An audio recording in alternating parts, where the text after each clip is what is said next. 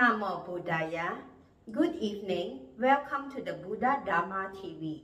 I am Karen Tan. Today we begin our program as usual with a Buddhist blessing service.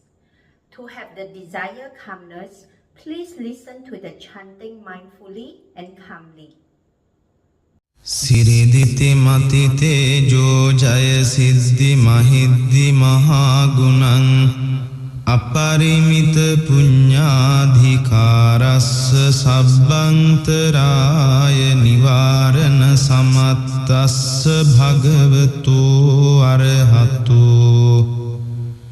samma sambuddhassa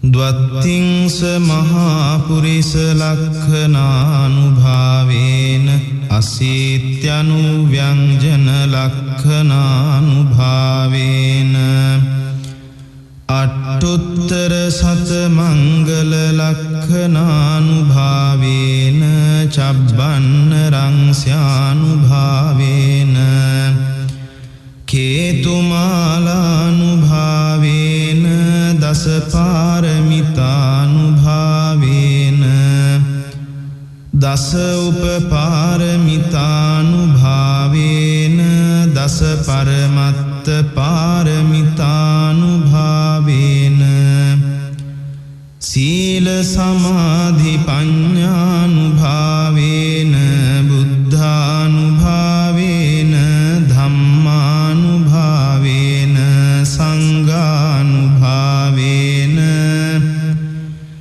tejanubhavena idyanubhavena balanubhavena nyaya dhammanubhavena chaturasiti sahassa dhammakkhandānubhavena navalokuttara dhammanubhavena attangika maggānubhavena atta samāpattyanubhavena cala viññānubhavena metta karuna mudita upekkhanubhavena sabba paramitaanubhavena ratanattaya saranānubhavena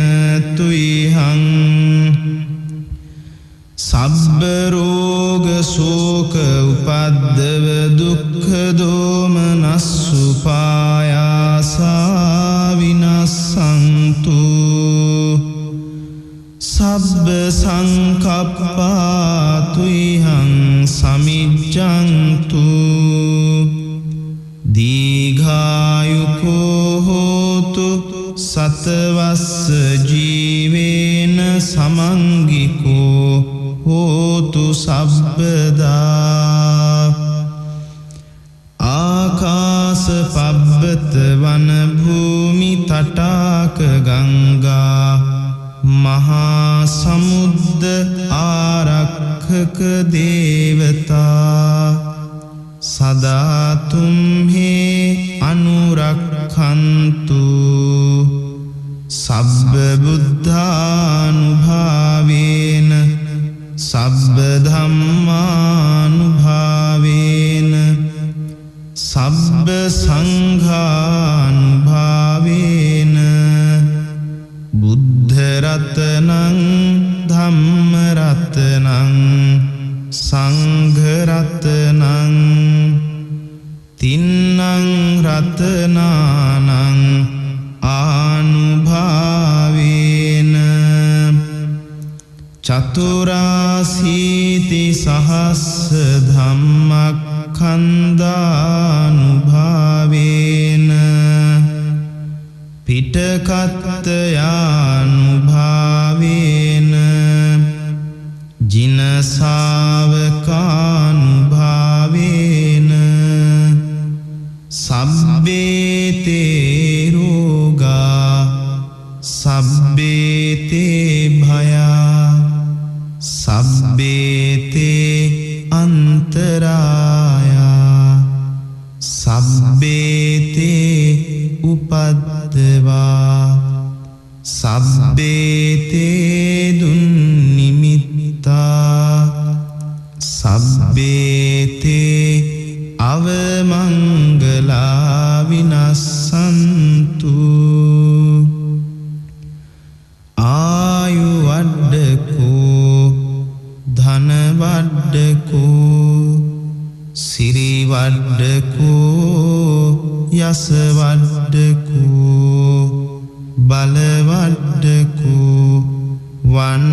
වඩ්ඩකෝ සුඛ වඩ්ඩකෝ හෝතු සබ්බදා.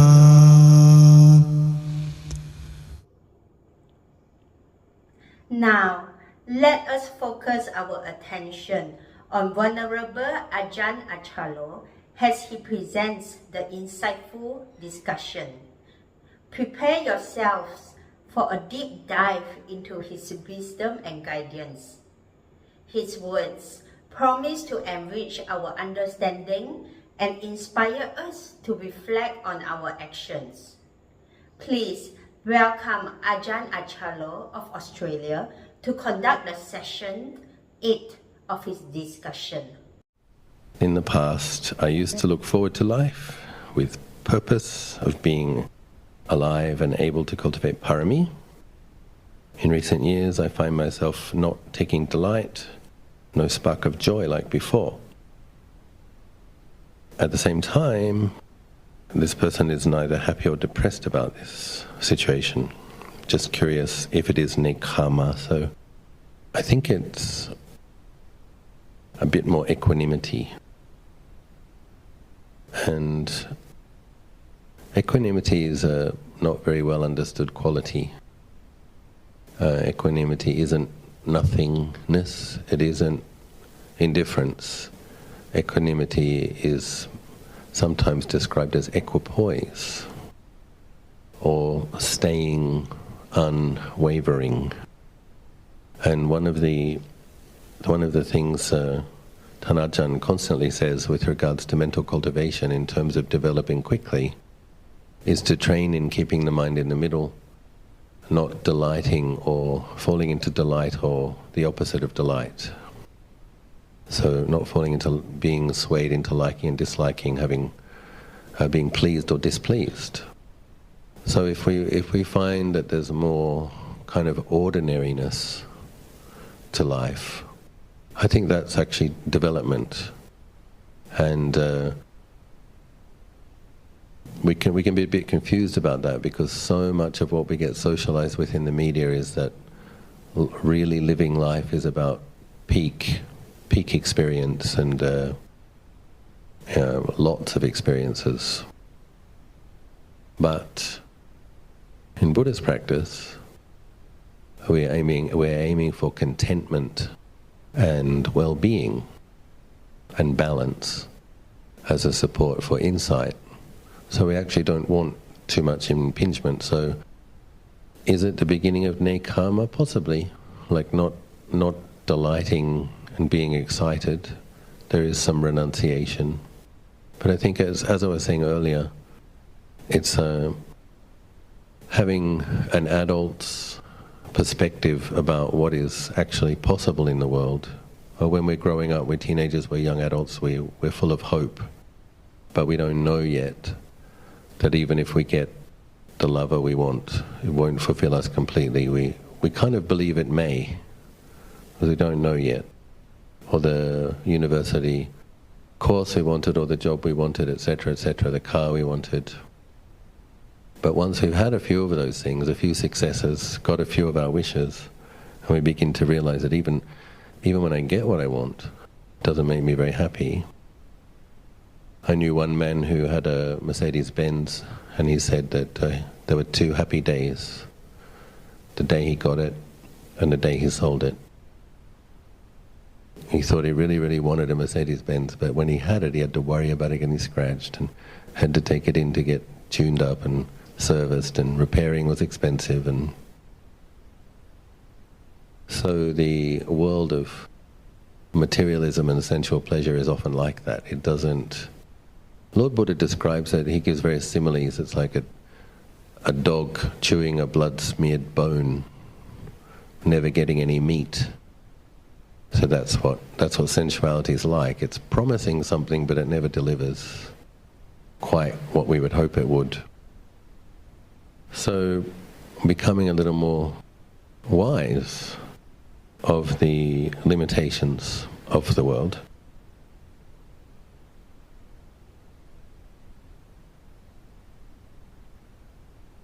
and it doesn't mean that you can't experience well-being, because excitement and enthusiasm doesn't equal well-being.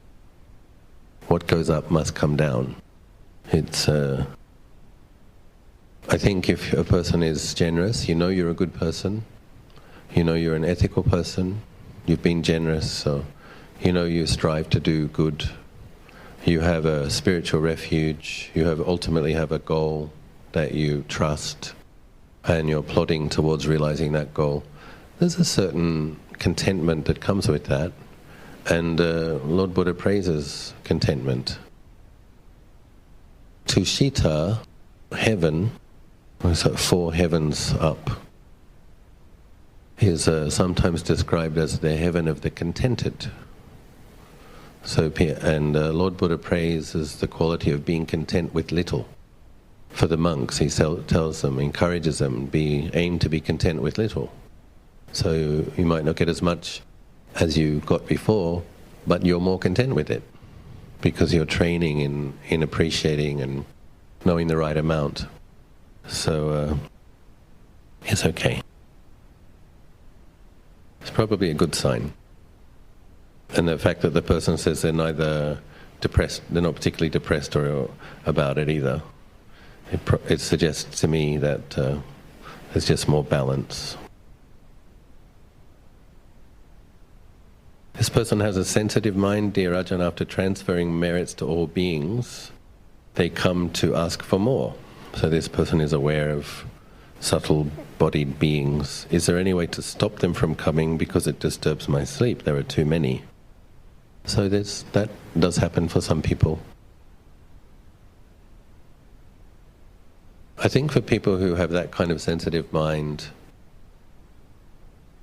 just as a person might be sensitive to beings in parallel realms, those beings also notice who notices them. You imagine that you want some merit and you might be in an in-between state for a long time and hardly anybody is aware of you.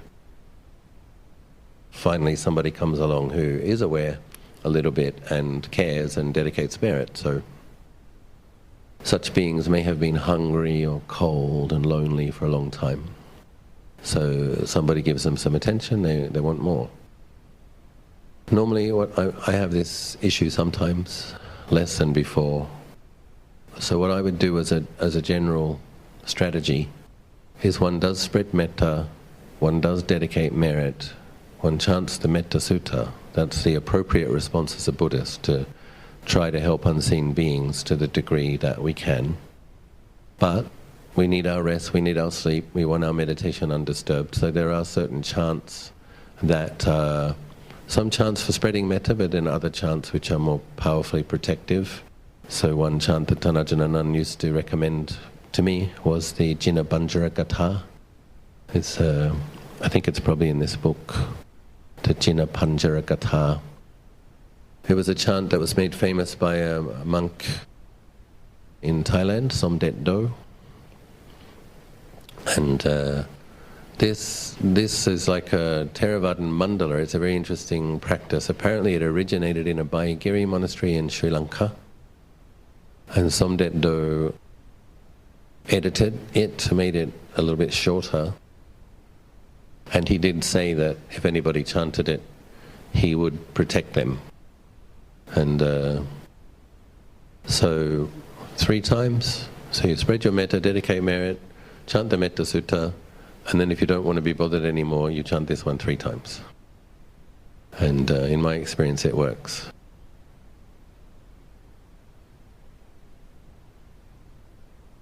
I was in Rajgir on a pilgrimage in the Indo Hockey Hotel, trying to sleep. 5 black-coloured beings came in and punched me and kicked me. And but what was interesting is the monk in the other bed next to me didn't notice anything. So some people are sensitive and others aren't, but I had to say, "Excuse me, Venerable, I'm going to have to do some chanting now." And I did my 3 Jina Banjaras, and so yes, there are many beings. Dear Ajahn, are you taking any devotees on pilgrimage this year? I have a plan to go next March. to Savatthi, Kusinara and Lumbini. Dear Ajahn, in daily life I do the 5 recollections and reflect on the 3 characteristics of life. This has brought a rude sense of vulnerability and fragility of life. It can be quite unsettling. How do I proceed from this sense of vulnerability and fragility? So the 5 reflections: I'm going to age, I'm going to sicken, I'm going to die, all that is mine, beloved and pleasing will be separated, etc. And then there are 3 characteristics: anicca, anicca, dukkha, dukkha. So the sense of the danger of samsara, it's actually Luang Por Chah, if someone, when he was describing what is a bhikkhu, he described as someone who sees the danger in samsara. So it's a good thing. It's a good thing, but being paranoid isn't. Luang Por Chah talks about the analogy of sitting in the seat of the mind and that which knows. I had this experience myself, and I was very grateful when I met Thanajan Anand because he was able to help me. I had this experience of despair and seeing dukkha. Like I would try to meditate and my mind just seemed like it was full of dukkha, and I'd try to make awareness bigger, the dukkha would fill that space, and I'd make awareness bigger and the dukkha would fill that space, and it was just dukkha, everything was dukkha. And I was in my 2nd pansa. I was practicing in the jungle as I talked, like in Dao Dam. It gets quite dark there quite quickly with these big trees, so you've got these 14 hours of darkness, and every time you meditate it's only dukkha. It wasn't easy, actually. And Luang Por Nan came to Dao Dam, the jungle, during that time, thank goodness. And my concern at the time was I just didn't think I could take it. I just said, I don't know if I can take this. And so I asked him what to do. I was concerned at the time that maybe I didn't have the parami, the requisite virtues to stay a monk and keep contemplating in that way. Maybe the mind wasn't strong enough yet. Or I wanted his advice, and he said, actually, this is normal. He said it's normal, and it's correct progress, because actually everything is dukkha. It's a correct perception. And sometimes the mind will be more sensitive to the aniccang, some people's minds will be more sensitive to the dukkhang. And we have to have the insight into the anatta, the not-self. And then he said something very helpful to me. He said, well, I was exactly the same when I was a young monk. I felt the same. So that was very helpful. And he said, the only way it gets better, he says, what's occurring is the mind has got sensitive to dukkha before the equanimity has developed. But the way the equanimity develops is through patiently enduring. So all you can do is patiently endure. He said it's as though the house is on fire, everything in the house is burning, and you're burning with it. And I'm like, yeah, that's exactly what it's like. And it was very nice to get that empathy, and he understood what I was experiencing.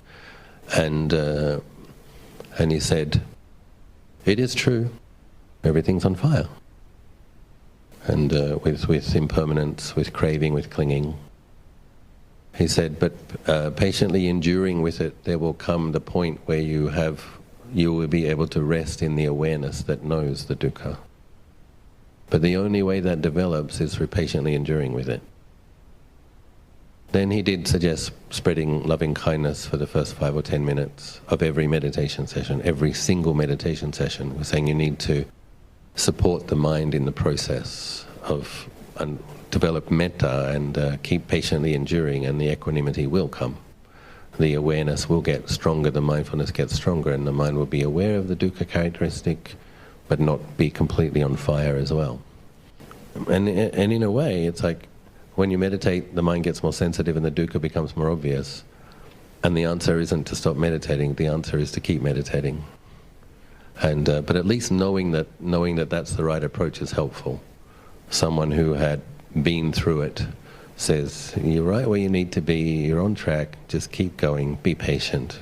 and spread loving kindness to yourself to support the process.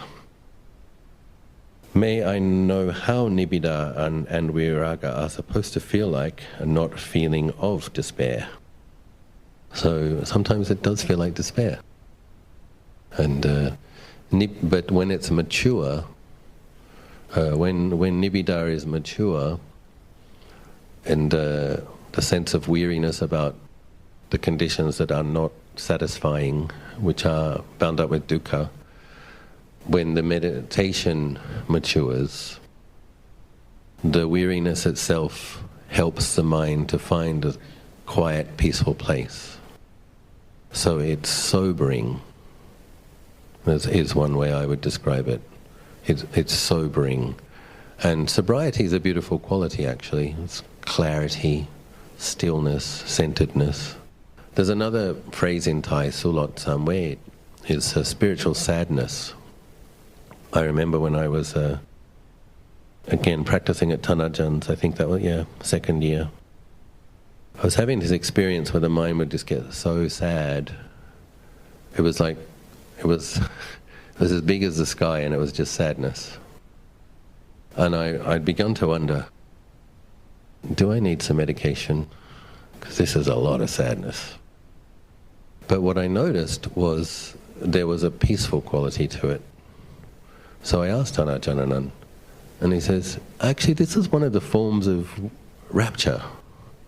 One of the forms of rapture has a sad quality to it. It's a kind of a spiritual sadness, sulot samved.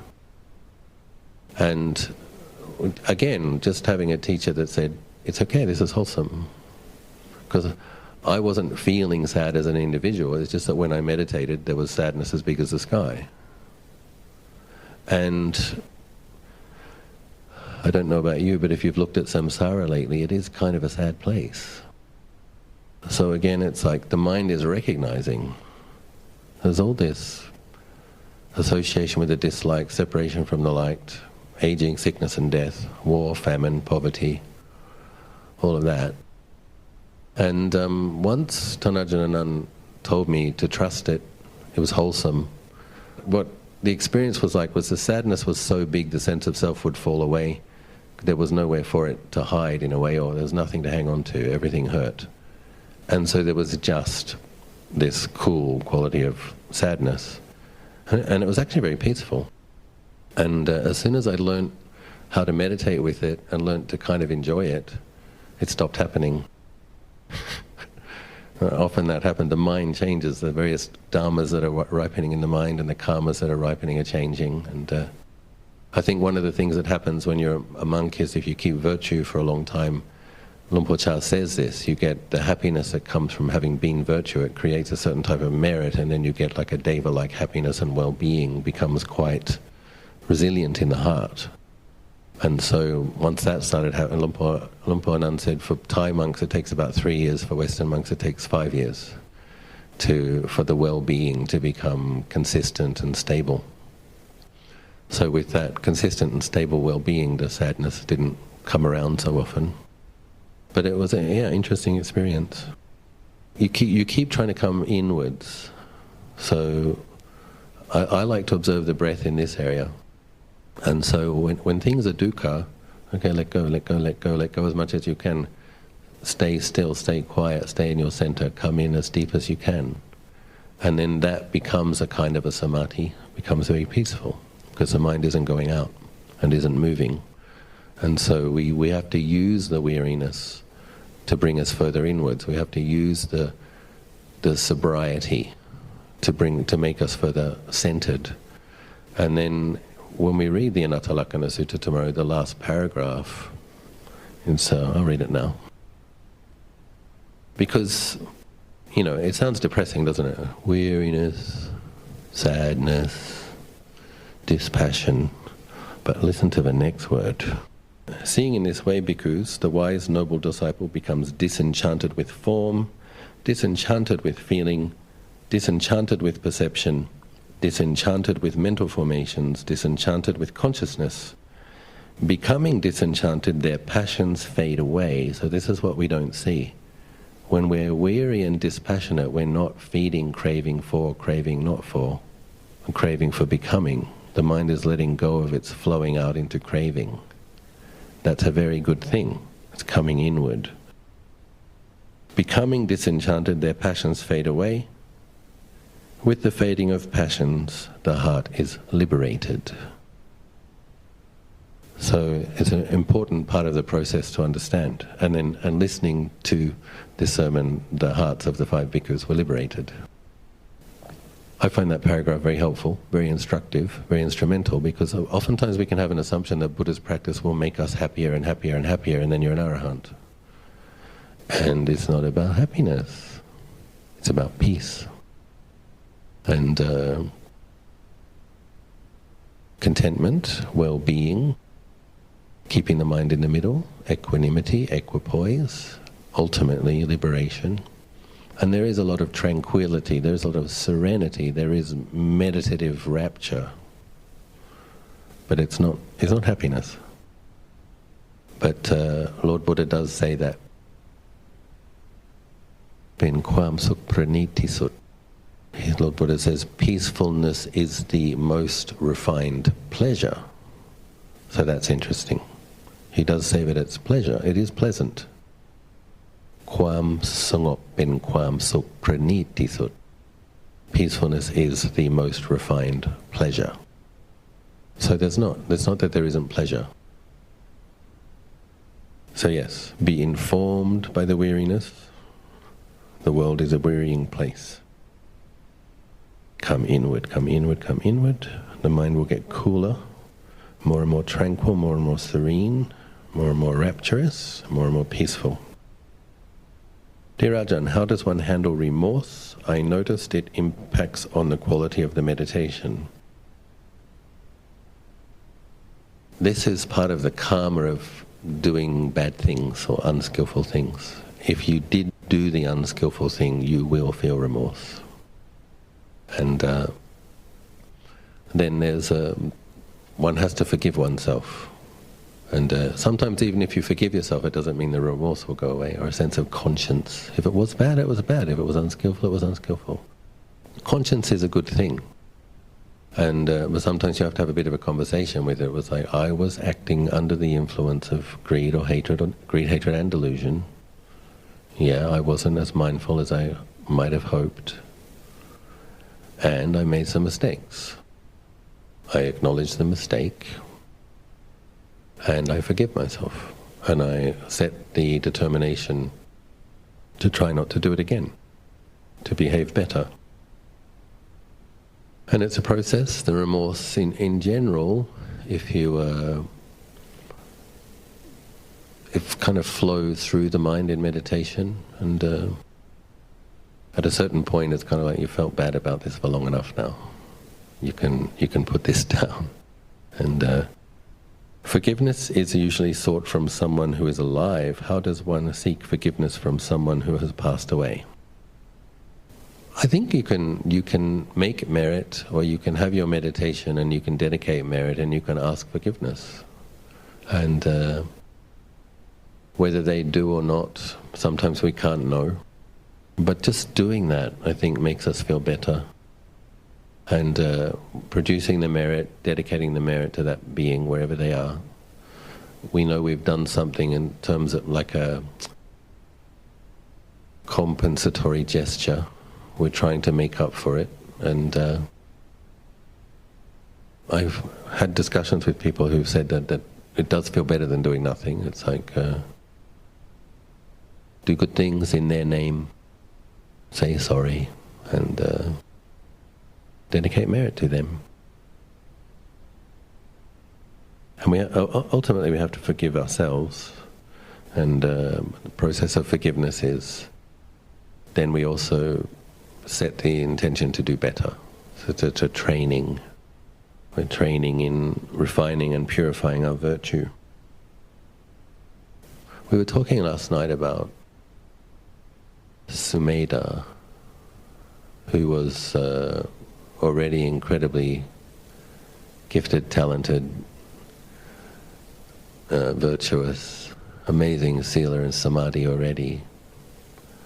But it's interesting to consider that, a couple of million lives before that, he was an ordinary being. And so it's an interesting thing to consider that every single Buddha has been an ordinary worldly being at some point in their samsaric history. So that is the starting point. And I think that's really heartening. That's one of the things I love about the Buddha's teaching and Buddha's practice is there's nothing inherently evil. It's the thing about anicca and anatta. There's nothing inherently evil in anyone like that's permanent. Nobody. We were considering the other day that Mahamoggallana had been Mara once and then became chief disciple of the Buddha. That Devadatta, currently in hell, will be a Pacheka Buddha. It's like it's being recycled according to karma. So, however bad a thing you did that you feel remorse about, or that you want to ask forgiveness for, the previous Buddhas did it too, a long time ago. And sometimes it's nice to think that way, that we all start from being a little lotus bud in the mud. That's our starting point. We can't see clearly, so we do make mistakes. When at a certain point, we start to learn from our mistakes. We notice it feels better to be good, and we start cultivating goodness. So we start where we are, we work where we are, keep trying to do better. On a similar subject, when one practices and contemplates the three characteristics, anicca, dukkha, and anatta, the mind develops nibbida, weariness, and hopefully from there, viraga, dispassion, leading to vimutti, liberation. One question: how does the process work in the case when one practices metta? Just as I was explaining, most people don't have enough samadhi and enough clarity to just take the bitter medicine only.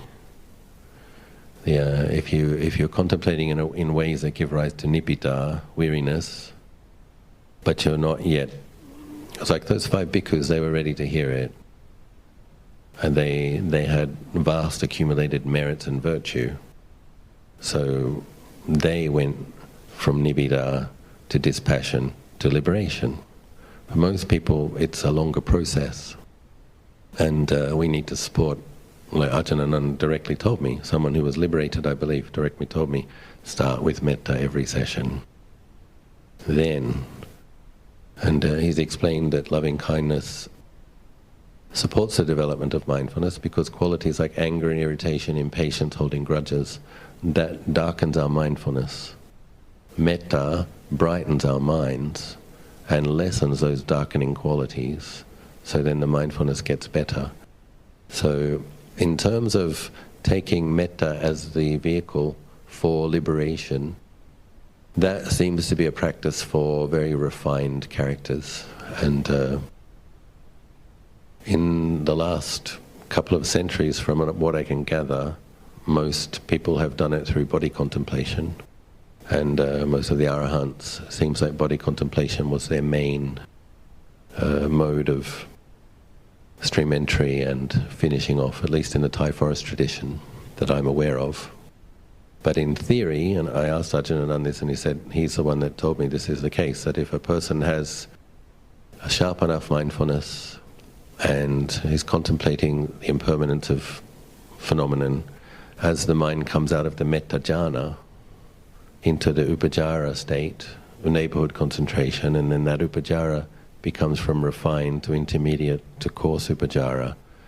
The practitioner with really good mindfulness notices the changing and the cessation of those samadhi states and can be liberated with the insight of impermanence into the samadhi state.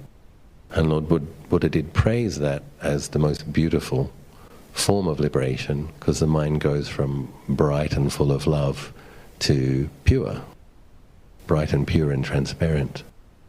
But it's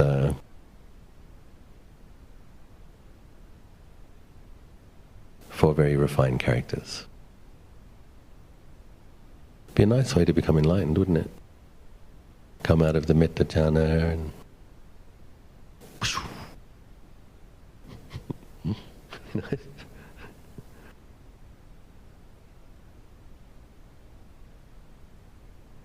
Terajana had a very unusual experience while doing walking meditation. I saw small lights sparkling on the tile floor, moving like waves in the sea.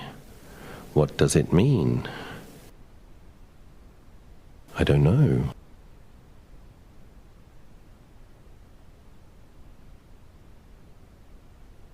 So, some people are more prone to subtle visual phenomenon than others.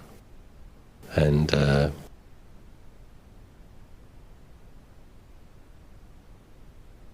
think one of the most important things to learn whenever these things occur is to try not to be too fascinated and to try not to wonder too much about it afterwards.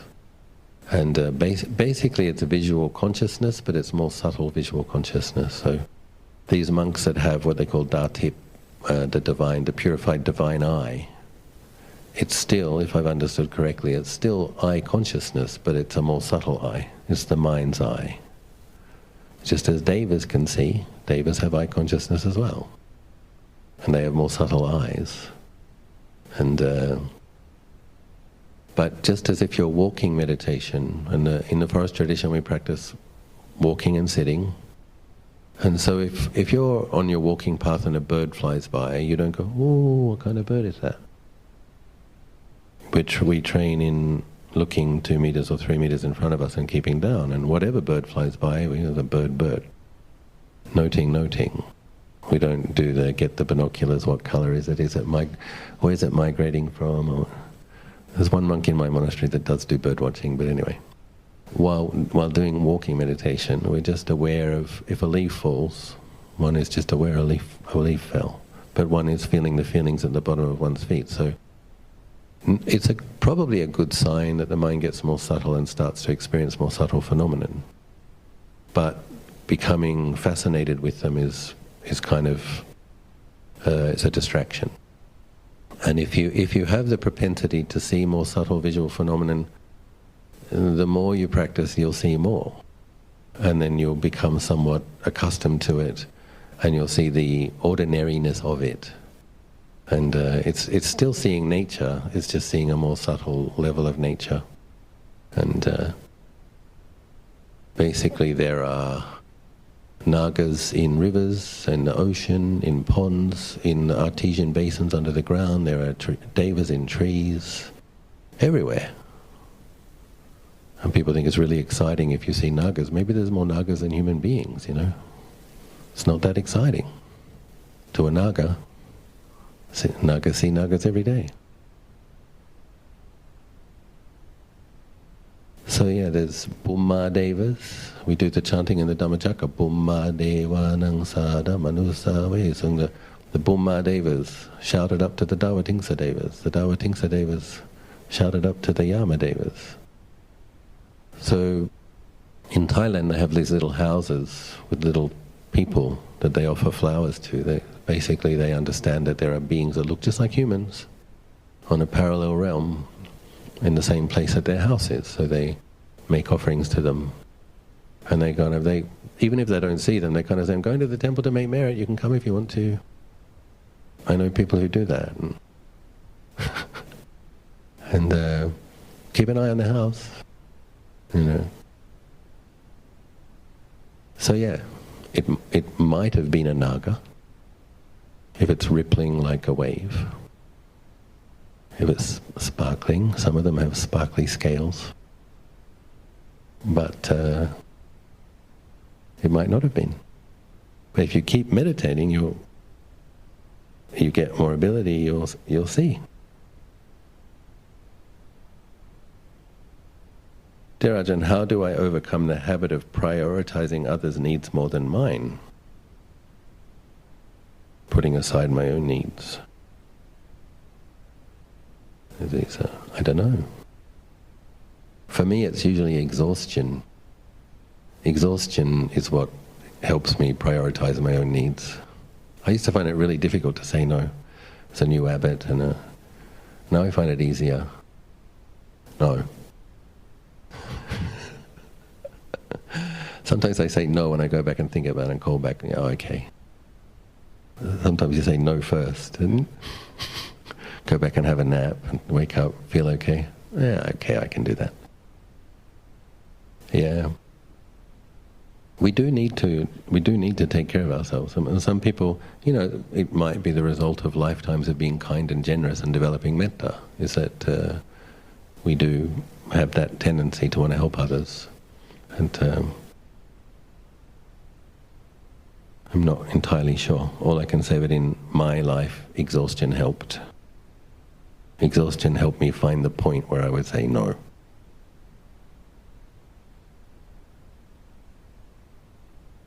Okay, so I've been talking for half an hour and I want you to have a focus on meditation, so we will leave the last 5 until tomorrow, okay?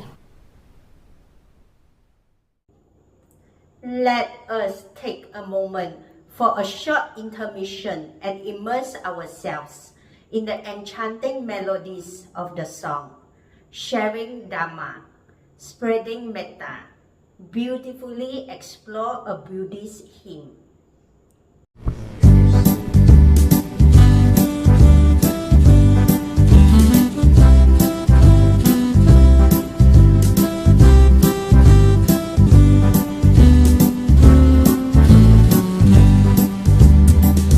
Come all the way to seek the Dhamma way.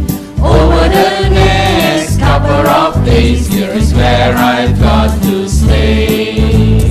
Lots of friends I find, people who are kind, smiling faces, cheerful mind, we'll be sharing such wonderful time. On my way, soon I'll be on my way. Sharing Dhamma, spreading metta, that's how we'll spend each day. I will find peace of mind, deepening the joys of life. Sharing Dhamma, spreading metta until the end of time.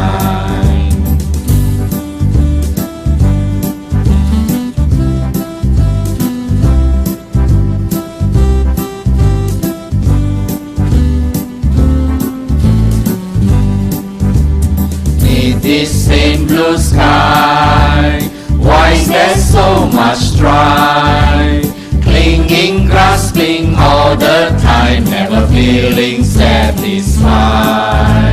Do we have a choice to end that which destroys? Good old things that are dear to the heart, it's up to you girls and boys. On my way, soon I'll be on my way. Sharing Dhamma, spreading metta, that's how we'll spend each day. I will find peace of mind, deepening the joys of life. Sharing Dhamma, spreading metta until the end of time. La la la la la la la la la la la la. Sharing Dhamma, spreading metta until the end of time. Sharing Dhamma, spreading metta until the end of time.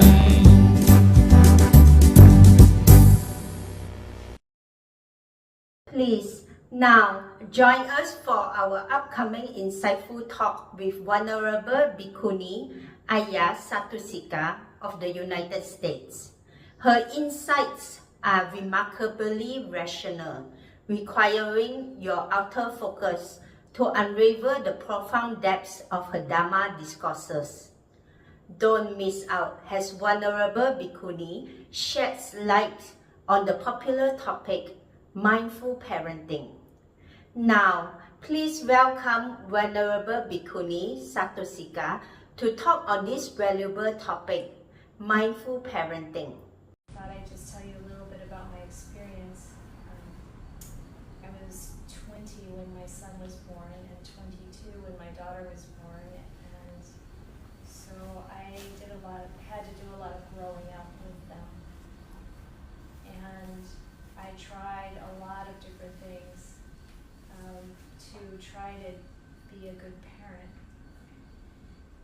And one of the things I observed is that when the pressure's on, the tendency is to fall back into what our parents did. And sometimes, fortunately, we're lucky in that regard, and other times it's not so lucky because there was probably a mixture in everyone's upbringing that was some good and some bad, and I haven't met anybody yet who was raised by fully enlightened beings. So it kind of comes with the territory. And later on, I was involved in helping with parenting classes, and what I noticed was that most of the time, the people who came to the classes were in search of a way to get their children to do what they wanted them to do. And it's pretty understandable because we're constantly, as parents, trying to help them stay safe and become good people and have good values and get along with people in the world and deal with the many problems that they encounter. And from my perspective and my degree, I think parenting is one of the hardest jobs on the planet. In part because it's so relentless. And when my children were 7 and 10 years old, I got divorced, so then a lot of the time it was single parenting as well, and that is another whole layer of challenge because you don't have the tag team effect when you're completely with your back against the wall, not knowing what to do with these people. And being up against working with your own feelings in a way that doesn't lead to harm for them. So mindfulness and other teachings of the Buddha are incredibly helpful with these challenges. And as you can see, I'm a Theravada nun, and so these thoughts that I want to share with you are really grounded in early Buddhism and what the Buddha taught, and particularly what he taught about mindfulness. So the Buddha's teaching of mindfulness was about being able to be present with experience, aware of it, and not only aware of our experience, which immediately puts it into this a dynamic of being an object to us, but also being aware of it and then bringing in clear comprehension and wisdom, and also kindness around how to relate to this experience. So what that means is that when we're trying to deal with a situation with our child, when they're upset, and maybe we're upset, is that by bringing mindfulness to this experience, we're, with some practice, able to observe what we're feeling without being caught up in it, and be able to listen to them and try to understand what they're experiencing at the same time. And this is really challenging, but it can be done, and it takes practice. And so this is why mindfulness is important to practice when we're not having challenges, just, whether it's part of our formal meditation practice or it's something that we're doing throughout the day. It's the best, so that we can learn to be present with things that aren't so charged, so that we have that built-in pattern, so that when things get challenging, we drop into this awareness of what's happening. And it's like a wedge. One teacher called it a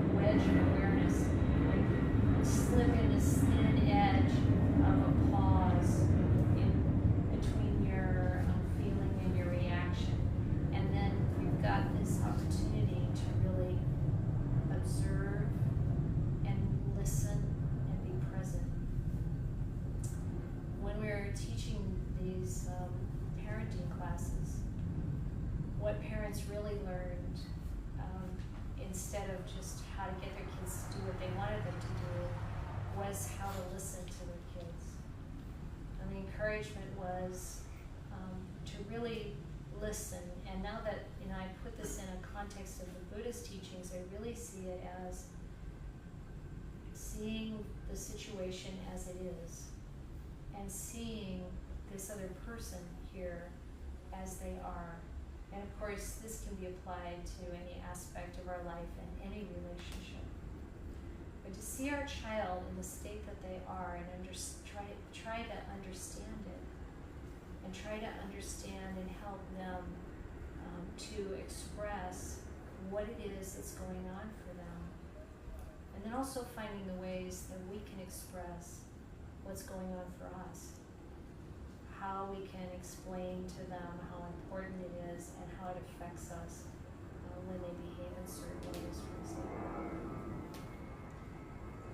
Now you might think that, and it's in some ways true, that this changes as they develop. Certainly challenges change as they develop. But the fundamental ability to be able to be present with mindfulness when we're interacting with them stays the same.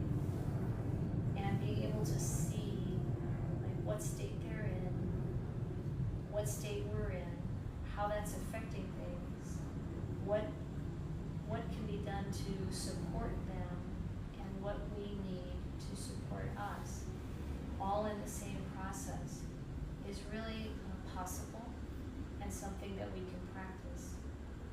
And then what I tend to do to practice for this is to use awareness of my breathing, even as I'm listening.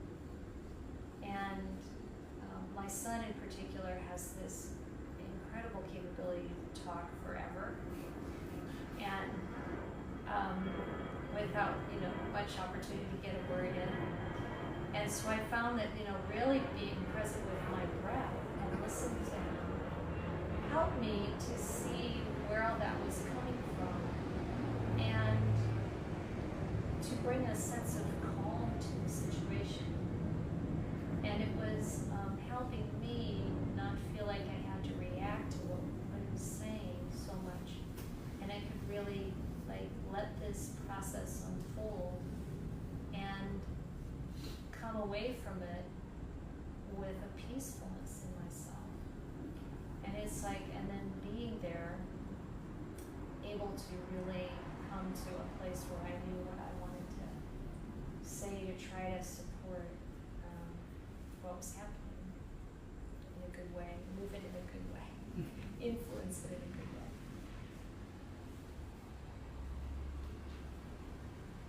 One of the things that is part of the early Buddhist teachings is a belief that we live many lifetimes. And I am firmly convinced of this. And now as I see my grandchildren, who are 8 and 11 years old, observing them from their birth with this idea in mind, it seems so clear that they've come in with a whole bunch of conditioning already, likes and dislikes, tendencies. And that's really helpful when you're parenting, to recognize that this is not a blank slate that you're working with, but someone who's come in with a lot that's already going on. And to be able to use mindfulness to be able to be present with what that is and begin to see it and understand it, so that we can help guide them. And also the awareness that there's, because of this and all kinds of other factors, there's a lot that we're not responsible for with kids, with whether they're little or now are in their 40s. It's there's a lot of responsibility with being a parent, but there's so much that's outside our control. And I've seen parents be very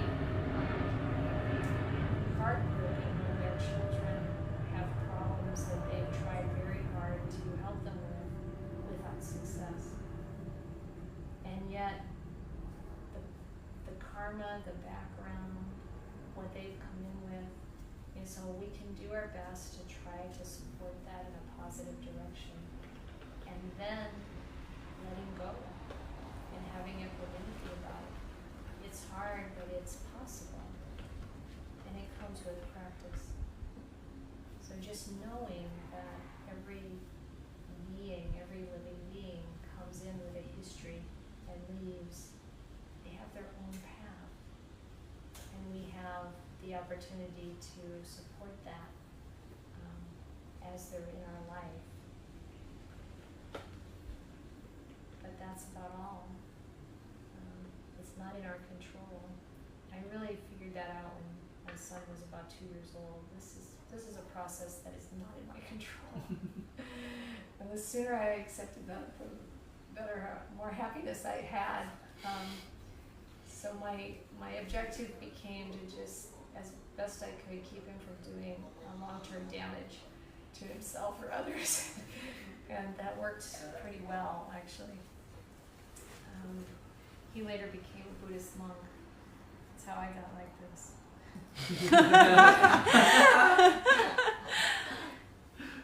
It's a pretty good influence. So one of the things that will happen as we're parents is that we'll make a lot of mistakes, or they may look like mistakes. And the Buddha's teaching about mistakes, or doing things that are unskillful, you might say, or doing things that create unpleasant results, is that we learn from that and let it go. You know, really acknowledge, forgive, and learn. And this is very important as a mantra for parents, because we can carry a lot of baggage, and we can carry a lot towards our own parents. And it's really productive, helpful, freeing to be able to see them as they actually are in the stages of their own development. So seeing things as they are, using mindfulness to observe at various times, at stages, at intervals, whenever we think of it, whenever we have the chance, see that person as they are now, whether it's our child, our parent, or anyone else. And say our tendency is to come to each interaction with a whole storehouse of experience with this person. And it leads, of course, we have to acknowledge what we know about them, but also it leads to our not really being able to see them afresh. Maybe you've experienced this. I've seen it over and over again, that parents, even though their children are grown, can't see them as adults. And if we take up the practice of seeing who they are now as they are a changing process, then we can much better respond to what they need and what we need in our interactions. Especially, I found when they were teenagers, I thought, I just never really know who I'm going to meet in the hallway when I get up in the morning, because sometimes they're 20 and sometimes they're 2. And it's just like this change all the time. And sometimes they really are resentful of my help because they're so grown up, and sometimes they really are crying out for it. And it's like, can I mindfully move with these changes, observing and being present with them, and at the same time being present with the changes internally in me, and how can I work with that?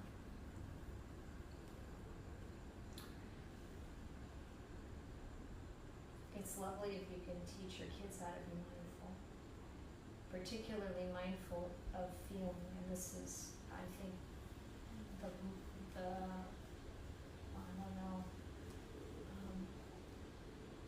diamond, the real treasure in mindfulness is to be able to be present with what we feel and not be awash in it, and not be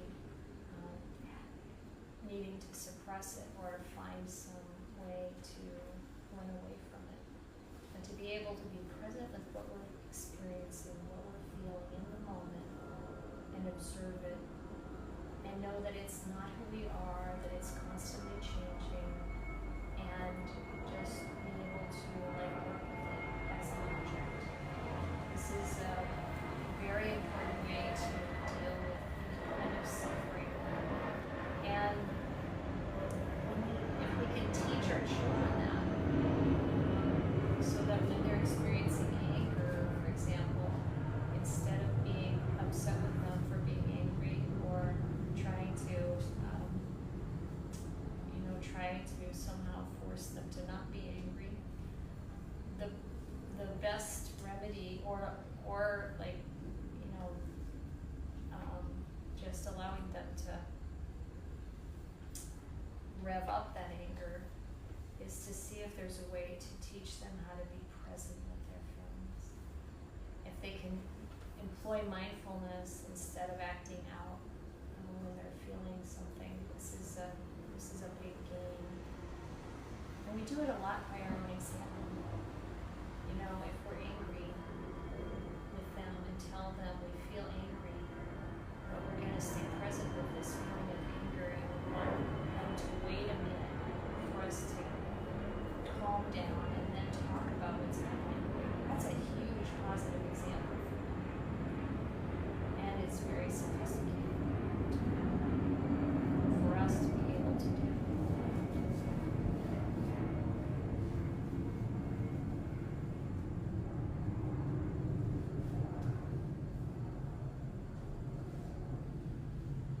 I think I want to open it up for questions now, because that might help us get to deeper levels. And I'm really interested in how that all sounds to you and what might have brought you to come here tonight.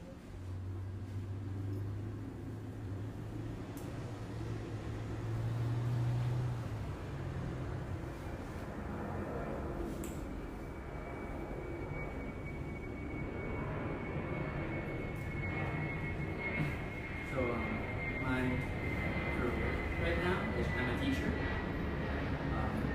Deal with a lot of like high schoolers, usually special ed. A lot of them are like they're in my school because otherwise they go to juvie, like these sort of things. Yeah. And so as a teacher, I'm usually the second parent, and a lot of the parents who go, send their kids to school aren't really there for their kids because they're out working. So the brunt of emotional, like kind of figuring out their emotions, like teaching them how to do that, ends up lying in me, in my classroom, especially because I teach poetry, which gets them sort of like into these like feelings. I think one of, like I came here today because I was trying to also like think about like if there's anything I can bring into my classrooms for these kids, but I think for me like a big question that I always have is like the kids will come into my class and they usually are in crisis, and so they're sort of like uncontrollable. Like even if I ask them like, why don't we take a second, or even if I go, hey, let's sit down and ask yourself why you're feeling this way, but they can't get out of that loop. I don't know how to break it so that it's not forced or that it's not contrived, because if it's contrived, I can see them sort of like going, like, what's that? Or Right. I know what you're doing, and they don't want to. You know what I mean? Especially like teenagers, they'll be like, no, like I know what you want me to do. I don't want to do that. Yeah.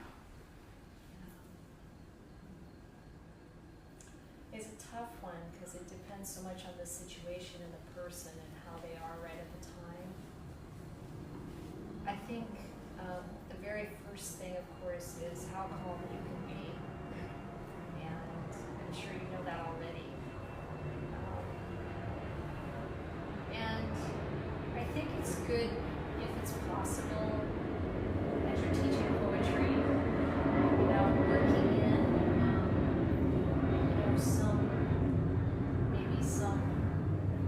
dropping some little pebbles around how valuable it is to be able to stay present with our feelings rather than acting out of them. kind of like maybe talking about things a little bit. Maybe sharing stories where you see that happening. And finding ways that don't sound like I'm, delivering Dhamma down your throat, but, to get them to look at the, I'll just put it in the terms, I know you understand, the gratification, danger, and escape. Like what do we get out of being angry or upset? Or what is the danger in it? Trying to help them see the more long view. That's one of the things, that is really valuable for kids. As adults, we have a longer view than they have. And to help them see the longer view. What's it going to be like in 3 years or 5 years or 10 years? You still won't have these meltdowns.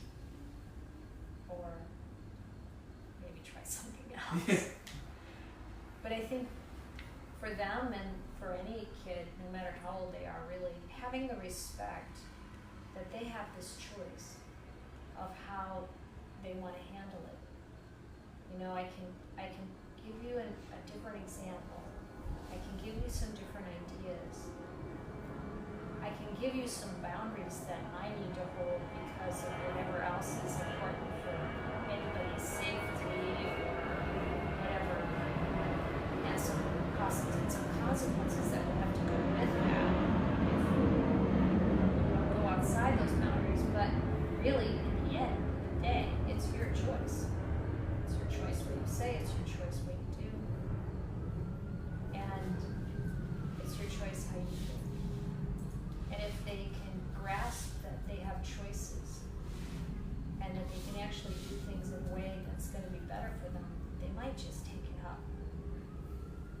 And it's also the case that they might not take it up now, but some seed might sprout later on. I had that crazy teacher. He was so out there. I remember him though, and I think he might have been onto something.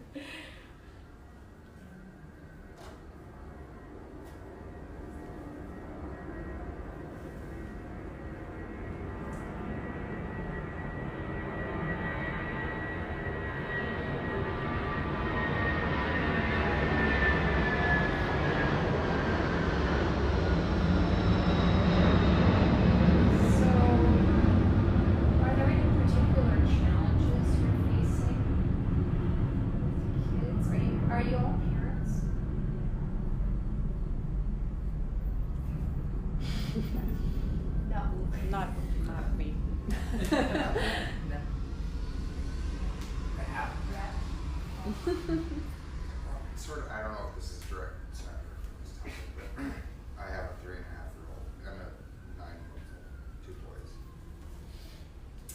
And I wonder, this is practically, in your experience, what's a good way to introduce, what's a good age to start to introduce them to the Dharma and Buddhism without it being like forced or like a religion forced on them? Because I know in my own experience growing up that didn't work for me. I had to come to this on my own. Yeah. And I would imagine it's through example like you touched on. I mean, my son, one of his first words was meditation, so that's good. Wow. He comes and sits with me sometimes and he'll sit in my lap as I meditate. So he bows to the Buddha statue in my home. So he has these things, but he's 3.5, he's just mimicking it at this point. Yeah. But that's a good mimicking to do. Yeah. So I guess just keep up with that. Is that kind of Yeah, and with the 9-year-old, you might try insight timer. 9-month-old. He's Oh, 9 months. Yeah, sorry. Okay. It's a little early for this then. But, sorry, I didn't quite hear your exact sentence. So Okay. yeah, so that's really good, and I think the working with meltdowns is really helpful. Like just using those principles of mindfulness and real, that listening where you're listening, you're feeding back what you're experiencing and you're hearing, and you know, those kinds of things, not in a forced way, not in a, you know, like template way, but to just like use those ways of working with feeling. Because, you know, when we're at that age, like 3.5, it's very hard to know how to deal with these feelings that rush through. Another practice that's kind of fun at that age is working with a bell, and just, you know, if you have a bell like this, then, you know, just letting them hold the bell if they can. This is a little big. And then striking it and just like waiting until the sound is completely gone. You know, there's something simple like that. It's a little fun meditation.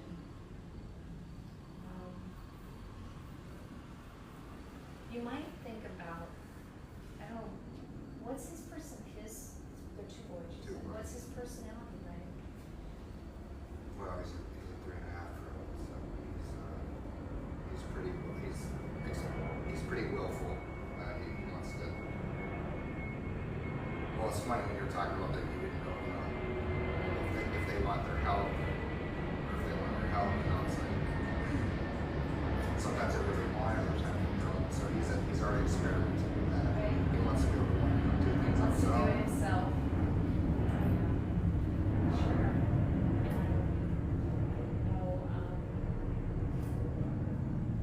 I think working with letting them make as many choices as they can without giving them free rein of running the family is very important. But they also have things that they need to go along with. But, yeah, I think that's right. When they get a little bit older, then sometimes using insight timer is nice. It's an application. I don't know if you know what it is, but there are a lot of guided meditations for kids, and sometimes they get into that and really enjoy it.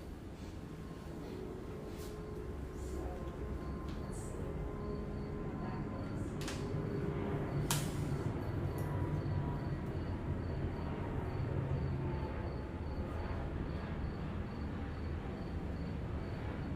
Well, you know, the challenges, you know, my son is older, you know, and some challenges occur when, or for me, the big one is when you see them doing something that you flat out know is harmful, you know, Yeah. for them. Yeah. And I'm kind of, yeah, it's funny what came to my mind though, that with an issue like that, and that I've got to treat it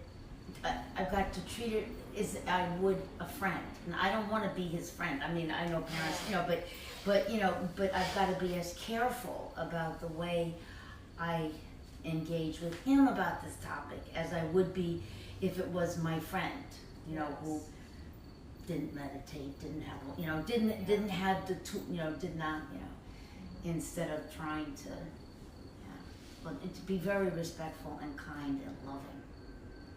Yeah, this is another Sometimes. part of seeing him as an adult, you know, so that's Yeah. good stuff, seeing him the way he is. And then I think what you're saying about treating it as if, you know, this is another adult, and the difference between him and a friend is that you are the parent and you do have more knowledge about him than anyone, and it's quite possible that you love him more than anyone else in the world does. And sometimes it's useful to remind them of that. And not that there's any strings attached to it, not that you have to be any certain way for me, but I care about how you are, and I'm here to listen to you. And it's your choice. I'm worried about these dangers, and that's what worries me. And so speaking from that place of how you feel, why you're worried, what you see as the result down the road. This is a very important thing to try to teach our kids, you know, to look at what will be the results of saying these things or doing these things. It's a really important thing to practice for ourselves, looking ahead. And then equanimity, because if you can let go of the consequence, whatever his decisions are, and see it as the process that he obviously is choosing or somehow in, and it's not in your control. And then to just recognize that somehow that's got to play out. It's going to have another side to it at some point. And, you know, you give whatever influence you can. It's very hard to watch our kids make decisions that you know are harmful for them. But by the time they're, you know, they're mid-teens, there's not a lot you can do about it. It's really something we have to look at.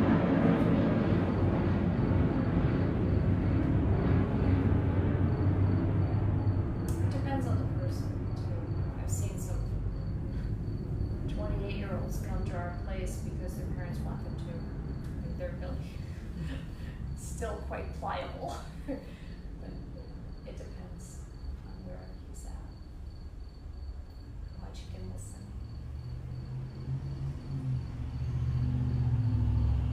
When you talk about many lives, do you think about, now that you're a grandmother, do you think about your children, like your connection with your children flipping around? Like they could teach you something? Oh, totally. They've been teaching me from day one. And yeah, and I think that respect for them and their ability to know things and to do things and to have wisdom has been really helpful for them.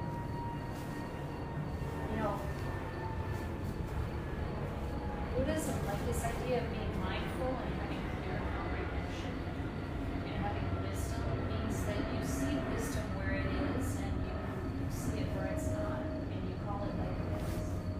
And so it's like, you know, really being willing to learn from them.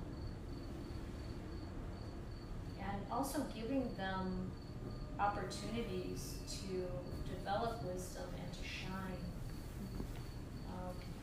I don't know if this is a useful example, but when I was a single mom working in high tech, so lots of hours, it was come up on election time and I didn't have time to do any research, and so I gave that responsibility to my daughter who was in middle school. And she totally did it. She did the research. I voted the way she wanted me to vote. You know, like, you're getting to vote here, kid, because you know what the story is. And we would read through some of the descriptions together. We would talk about the issues. But she really rose to the occasion. Wow.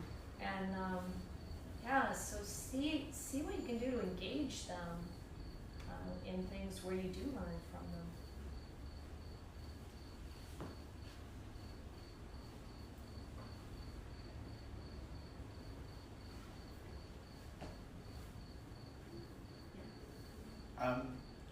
This is not a question about parenting, but in interacting with parents being child of I did mention that this evening would be applicable if you were a parent or a child. Now that me and my siblings are coming into adulthood, there is a growing awareness I'm noticing among my parents, especially my mother, in reflection of what she did right and what she did wrong. And I'm noticing there's a kind of, she may be experiencing sort of guilt around what she did wrong. And there's a sort of desperation to make right, and wondering ways that to kind of let her know, it's okay, and to express gratitude for what she did right. Yes. I mean, any opportunity you have when you see her become anxious or, reflecting on what didn't go so well, I think it's important to remind ourselves too when we are experiencing that and our parents, there was a lot going on that we're not remembering. There are a lot of reasons why we do what we do and the choices we make at the time. The 20/20 hindsight thing is really a thing. We think we could do it better if we knew what we knew and what we know now, but that's not the situation. And parenting is incredibly complex. There's no way we're going to get it right all the time. You have to make 1,000 decisions a week, and so I like that your attitude is let her off the hook. And the other thing is, remind her that you're grown up now, and whatever happened, you have the choice whether to keep that rolling or change. And it's like for anybody, like this kind of like, since we have in Western countries, it's kind of like it's our parents' fault how we turned out. Once you're an adult, you have the choice to change that. I know that there can be serious trauma that takes a lot to work through, and that's true and it's hard, but it's still up to us to set the direction from here on and let go as much as possible of any resentment we might have, and let those people in our life forgive themselves and be forgiven by us. It just removes an incredible burden of suffering.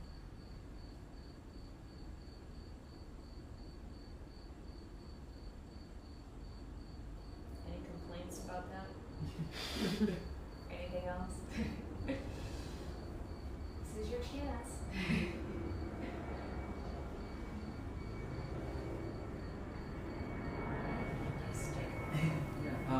Just like also like I think right now, like personally for me and for a lot of people, like friends and I are talking a lot about like patterns of love, like relationships, and like how these are things that we inherited from our parents. Sometimes they're good, sometimes they're not so good, and their patterns are ingrained. That sometimes a lot, like I and other folks that I know, like we find ourselves repeating these patterns that our parents have given us.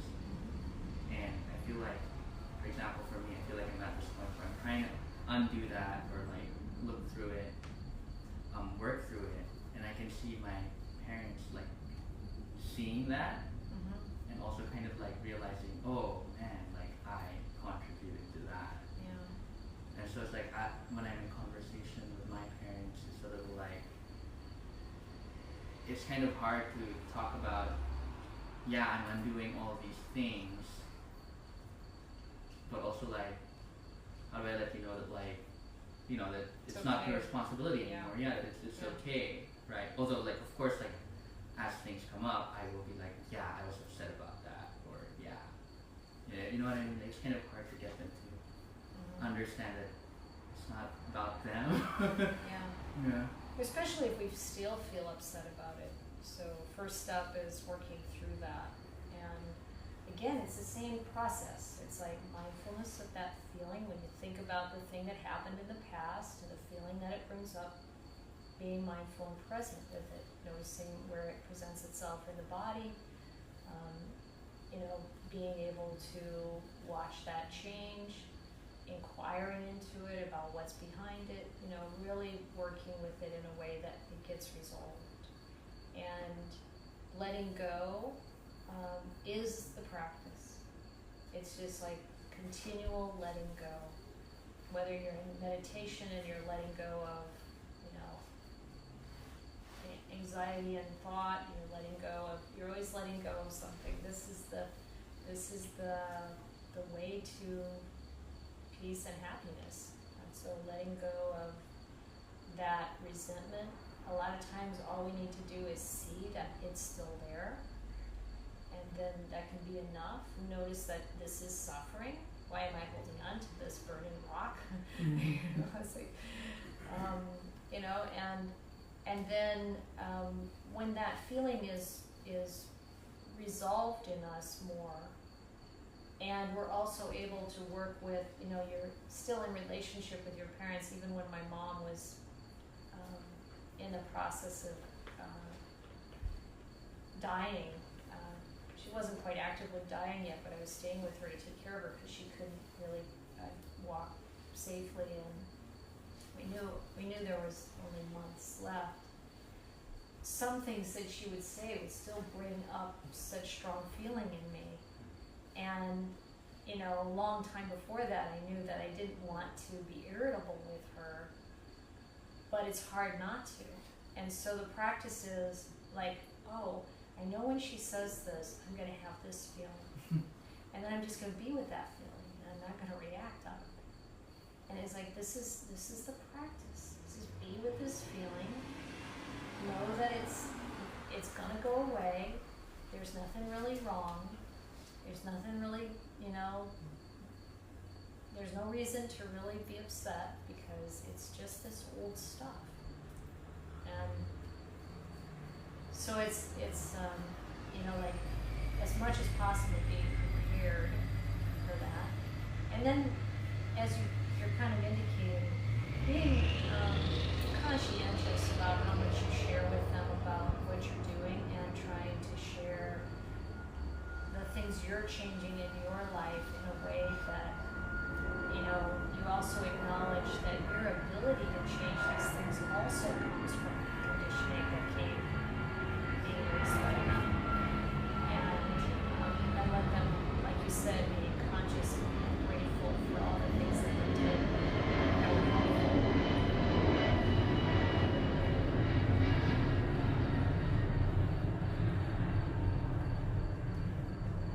And if you're a parent of a teenager and they've told you that they hate you and they've slammed the door and all that stuff, it does change later. It's hard to hear. But given what they're going through and the ways in which they're changing physically and emotionally, I think the very best thing we can do is listen. Be willing to keep coming back to, you know, working with what they're feeling and what they need, and what's going on for them and what's going on for us. It takes a lot of patience and endurance, I think, generally. I mean, every relationship is different, so it depends.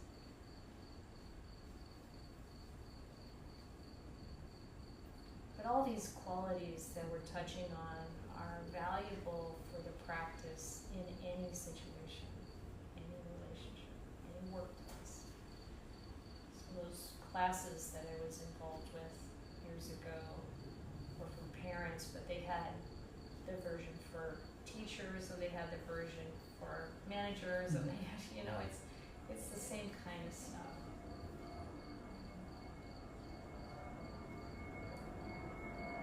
Coming to terms with our own emotions and our own experience in a way that we can, you know, have this solid ground of mindfulness, regardless of what's happening, whether there's physical pain and discomfort, or whether there's emotional pain and discomfort.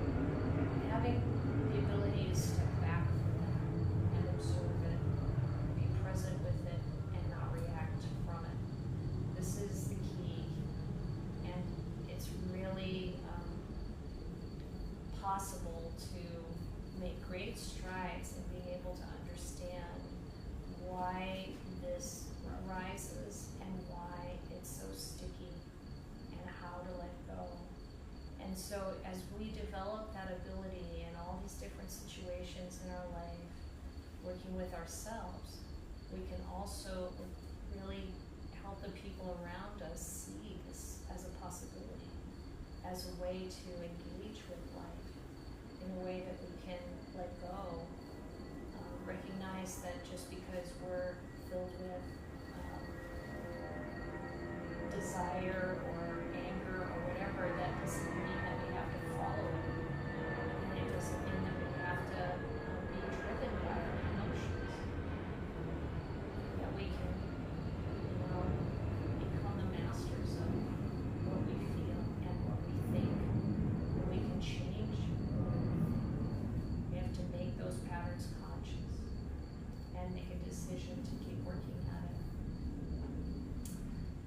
then we get these wonderful results of being able to let go quicker and being able to find happiness behind the intensity that might be around us, and be able to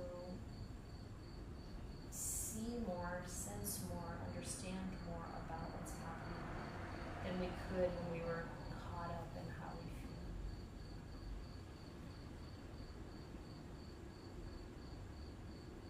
I hope that makes sense.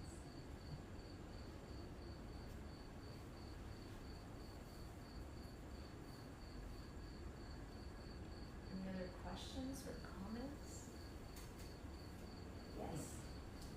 You had touched upon one of the difficulties of parenting after with divorce. One of the other things that you mentioned was that you don't have another person to support you. Is there any other specific things that you found challenging, especially as through the different phases of toddler to teen? Yeah. Being divorced requires there's so many different dynamics involved, because first and foremost, to try to not say negative things about their other parent. Trying to point out the good in the other parent, and if there's something toxic in that environment, to try to help your child see that in the most productive way possible. To not shove it under the rug, to be aware of what's happening and then try to work with it in a way that keeps them as safe as possible. So that's one thing, but hopefully your ex is pretty good with the kids and you don't have to worry too much about that. And then, what does it mean to be this part-time parent perhaps, and to really always affirm how important they are in our life, and how much we appreciate being in their life, and how much we're willing to listen to them no matter what they have to say. I think that one of the main things that we can do as parents is give up, let go of the ideas of who we want them to become, and help them become who they want to become, their kind of conditioning needs them to become. And counterpart to that, counterpart to seeing them as they are, as they mature and change, is to always be willing to listen to them and invite them to that. And if we do that from the time they're young, then there's more of a chance they'll come to us when they're struggling, when they're older. And really follow through with it, even when they're telling us stuff that's very hard to hear, to try to really be able to listen, to ask them questions, to not in a leading, I'm leading you to do what I want you to do, but what is it you want for your life? What do you want from this situation you're experiencing at the age of 10 with your friend at school? Just trying to do the best you can to open up whatever might be the taboo subjects, maybe the taboo subjects that were part of your upbringing, and be able to really be there for them with that.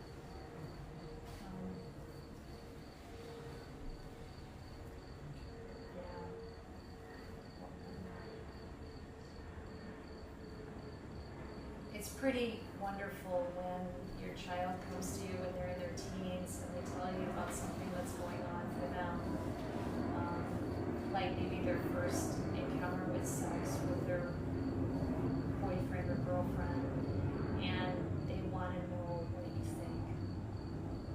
And giving them unsolicited advice is not so helpful, but waiting for them to ask is good. And they may come to you and ask, what do you think about I'm trying this or doing that, and it might be something you really think is awful. And then, you know, just like, well, here's the dangers that I can foresee. You know, what is it that you hope to get out of this? You know, just and trying to let go of the image we have about who they should be.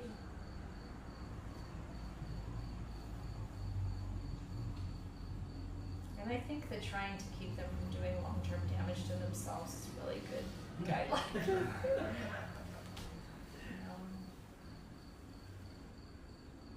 Kind of let everything else be the small stuff.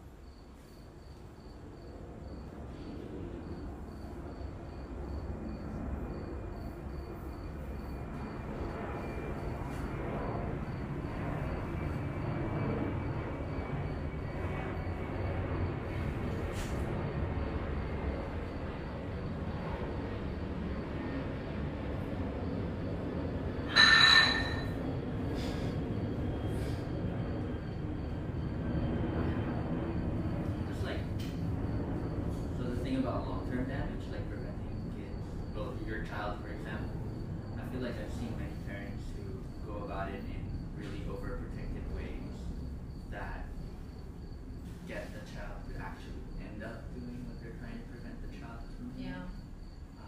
Drive them in the other direction. Like put them so tight that they're like sand going out of the, and just like, I feel like even I can't see the answer, like kind of, so what is the approach, you know, what is the best approach if you're trying to prevent long-term damage, but you don't want to be overprotected? Yeah. I mean, it depends on what age they are in a way, because they have more ability to set boundaries and hold them when they're younger. But when they're older, when they're at a point where, you know, you can't control it, and hopefully when they're younger, you're trying to minimize the amount of force that you use at all junctures, whenever possible. So the more we force them, the less they're going to listen to us when they get older. And the more we can engage them in the problem solving of a situation, the more we can, you know, just share with them why it's important to us that certain things happen and get done or whatever, and then invite them to make the choice to help. The more we can do that instead of like just laying down the law, the more we'll have the cred to be listened to later. Especially if we're willing to listen to why they don't want to do what we want them to do. And then, you know, point out that maybe their reason is valid, if it is valid, or because sometimes we learn incredible things, like this one child who didn't want to go to school, and the mom was trying to just get her to go to school, maybe little, like 5 years old, and then the mom just stopped and was really asking her and really engaging her in conversation about why she didn't want to go to school. And what came out of it was that she wanted more time with me. And this is like, I don't want to go to school because I want to spend time with you. And so the mom could make more time with her when she wasn't in school, and they could work out a way to do this, you know. And it's like, okay, this is a very nice happy ending. But you know, for whatever, whenever we can, as we are raising them to work through things and guide things in a really good moral way and demonstrate our own good morality to them and the reasons for it and the long-term benefits of what it's like to be a person that can be trusted in the world and be looked up to, you know, those kinds of things. And then, you know, as they get older, when they, instead of trying to lay down the law and, you know, like lock them up in the room, you know, the best thing to do is to really just continue with that kind of discussion about the consequences of actions. And I agree that if you're too strict, they just slip through your hand like sand and rebel. It's like people say that it's just absolutely like normal and required that teenagers rebel, and that is not my experience. We don't necessarily have to give them something they have to rebel against. If we're a team, we're a team in helping you succeed in your life. It's a different approach.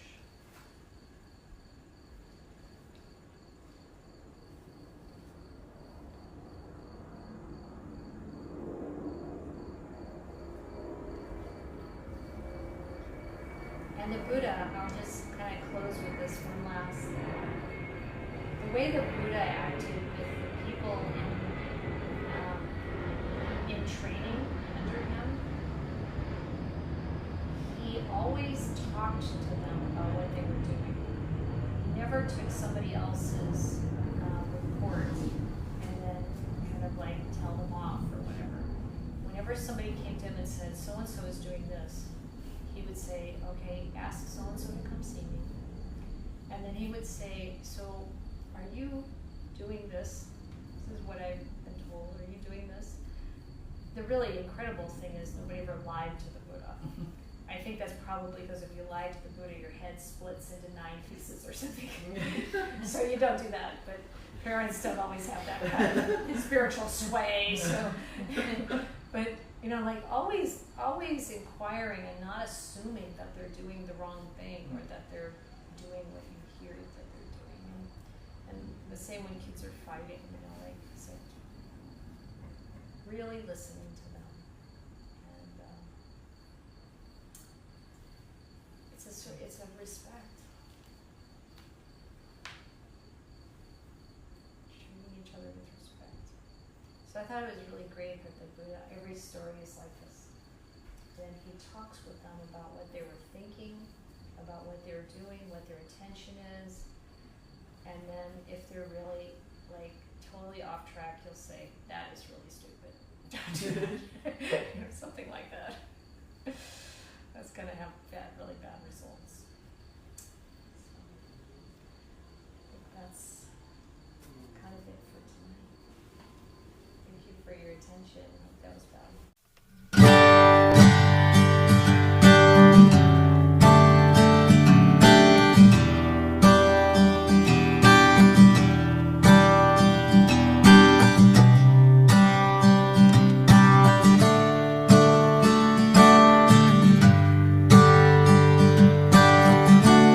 That wraps up today's broadcast. If you have any questions or concerns, please contact us at info@buddhadharmatv.com.